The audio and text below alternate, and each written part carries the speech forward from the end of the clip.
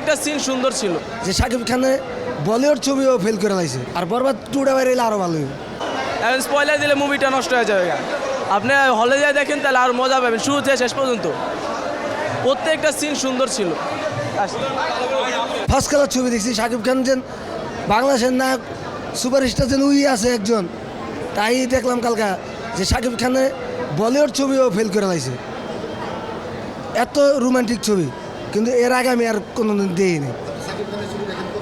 আমি বেশি দিন দিই না, আমি 4টা ছবি না 5টা ছবি দেখছি। 4টা ছবি হিট, সুপার হিট। হ্যাঁ হ্যাঁ, বরবাদের ডায়লগ সংলাপ সব জায়গাতে সুপার হিট, আর গানও তো অমাইক। যে 4টা গান এই সুপার হিট।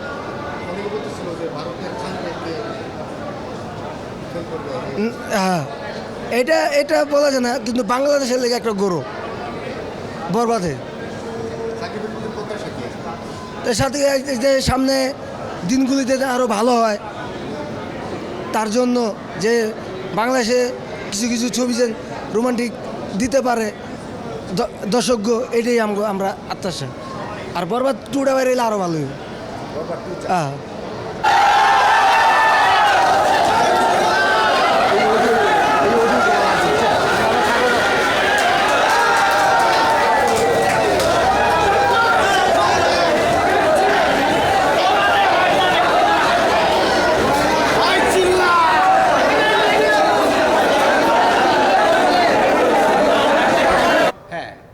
আমরা তো চাই যে টিকিট না পাক, সেটাই তো আমাদের চাওয়া।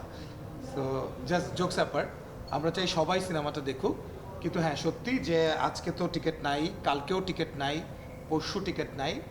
এবং আমরা যখন আসছিলাম একজন নিশোকে মজা করে বলছিল যে ভাই কই যাচ্ছেন, দাগির তো টিকিট নাই। হ্যাঁ, জায়েন না, দাগির টিকিট নাই।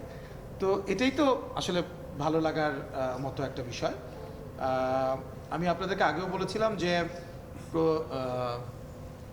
আপনার এর আগে যে সিনেমা আমরা রিলিজ করেছি গত বছর, তার আগে বছর যে রিলিজ করেছি, সো আমাদের একটা অভিজ্ঞতা আছে যে একটা ছবি কোন দিকে যাচ্ছে, দর্শক আসলে ছবিটা পছন্দ করছে কি করছে না, তো সেটা আমরা বুঝতে পারি। সো আপনি দেখবেন দাগিকে কেন আপনি সুপারহিট সিনেমা এই মুহূর্তে আমরা বলতে পারি, কারণ আমার মনে আছে যে আমরা গত বছরও যখন তুফান শুরু করলাম, সো প্রথম 4 দিনের মাথায় কিন্তু আমরা বুঝে গিয়েছিলাম যে Toofan is going to be a industry hit and blockbuster. So আমরা দাগিরও প্রথম দিন, দ্বিতীয় দিন এবং প্রথম দিন ঈদের দিন যখন আপনাদের সঙ্গে আমি কথা বলছিলাম, তখন আমি একটা কথা বলেছিলাম যে ঈদের দিন কিন্তু সবার হাউসফুল যায়।